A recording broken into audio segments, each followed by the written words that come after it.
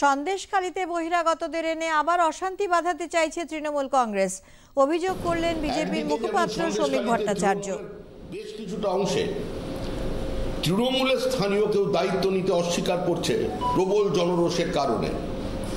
অন্যদিকে পুলিশের সহযোগিতায় রাত্রিবেলা আবার সন্দেশখালীতে বিভিন্ন সময় বাইরে থেকে লোক এসে ঢুকছে। এই বহিরাগতরা ভীত সন্ত্রস্ত করবার যে অপচেষ্টা চালিয়ে যাচ্ছে, তার থেকে সাধারণ মানুষ ওখানে আবার সংঘবদ্ধ হচ্ছেন। আমরা শান্তি চাই। অগ্নিসংযোগ, কারোর ভেড়ি, কারোর পোলট্রিতে আগুন লাগিয়ে দেওয়া, বিষ দিয়ে দেওয়া, এগুলো সমর্থনযোগ্য নয়। কোনো সভ্য সমাজে কেউ এটাকে সমর্থন করবে না।